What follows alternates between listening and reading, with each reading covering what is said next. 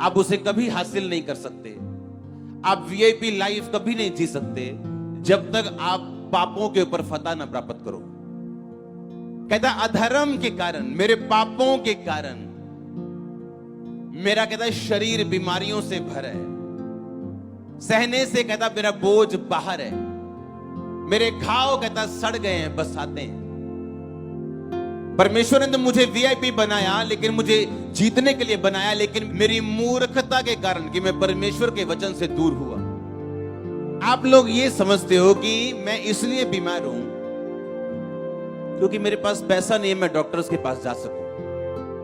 क्योंकि अमीर लोग जो हैं उनके पास पैसा है, वो इलाज करवा लेते हैं, अच्छी दवाई खा लेते हैं, अच्छी डाइट ले लेते हैं, अच्छी जगह सोते हैं, अच्छी जगह बैठते हैं। ऐसा ही है, ऐसा लोग सोचते हैं, पर ऐसा नहीं है। माइकल जैक्सन के जैसा अमीर कोई बंदा नहीं था, उसके जैसा पॉपुलर आर्टिस्ट आज तक दुनिया में नहीं हुआ। उसके एक गाने पे लड़कियां मरने के लिए तैयार, मर जाती थी वो। अगर उनको बोलो ना अपने, अगर वो बोलो काट लो उंगली, हाथ काट लो, काटती थी।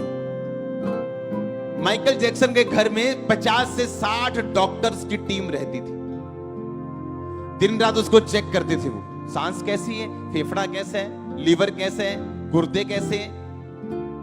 रात को पेड़ ऑक्सीजन नहीं देते, आपको मालूम होगा, तो रात को उसको ऑक्सीजन मिले, अपने बेड के पास वो ऑक्सीजन सिलेंडर रखता था जो उसको ऑक्सीजन रात को सप्लाई करते थे कि मेरा शरीर हमेशा भला चंगा रहे। उसका हर खाना लैब में टेस्ट होके आता था। अगर सुबह मम्मी ने परोंठी बनाई है तो पहले लैब में जाती थी टेस्ट होने के लिए, और फिर आती थी और फिर वो खाता था। उसके घर में लैब थी। लाखों करोड़ों रुपया, लाखों नहीं करोड़ों रुपए के डॉक्टर्स उसके घर में रहते थे, उसको चेक करते दिन रात, और अपनी जवानी में मरा वो। क्योंकि आपके जीवित रहने का आधार ना तो डॉक्टर है, ना तो डाइट है, ना तो आपकी अमीरी है, ना गरीबी है, सिर्फ प्रभु यीशु मसीह। मैं नहीं कहता आप गंदा खाना खाओ, लेकिन डाइट पे विश्वास मत रखो, लेकिन अच्छी डाइट लो। उस पे भरोसा मत रखो, भरोसा परमेश्वर पे रखो। अगर आप उस माइकल जैक्सन की बातें सुने तो मूर्खता की बातें करता था वो, अपने आप को गॉड का फरिश्ता बोलता था वो, परमेश्वर का फरिश्ता हूं मैं, जीसस के जैसा हूं मैं, ऐसा बोलता था वो। ऐसा नहीं हो सकता। आप मूर्खता करें और आप लंबा जिए। मेरी मूर्खता के कारण मेरा शरीर रोगी हो चुका, और मेरे शरीर में कहता कुछ भी अयोग्यता, यानी कुछ भी योग्यता नहीं रह चुकी। मेरी हड्डियों में बेचैनी, मेरी कमर में जलन है, कहता मेरी मूर्खता के कारण। और वो कहता था कि डॉक्टर्स के कारण, रात की ऑक्सीजन के कारण, मेरे फूड के कारण, इन दवाइयों के सिर पे मैं 150 साल जिंदा रहूंगा।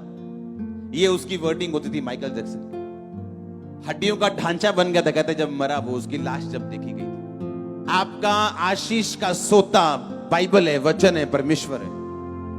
इसीलिए आज अमेरिका में नंबर 1 कंपनी क्रिश्चियन बंदे की। इसलिए आज जो टीवी स्टार उठते हैं अमेरिका में, उसे मालूम है कि परमेश्वर के साथ रिश्ता बनाना ये जरूरी है। और इसीलिए आज बड़े बड़े टीवी स्टार जो आज माइकल जैक्सन की जगह ले चुके हैं, बॉर्न अगेन क्रिश्चियन है, वो नया जन्म पाए हुए मसीही है।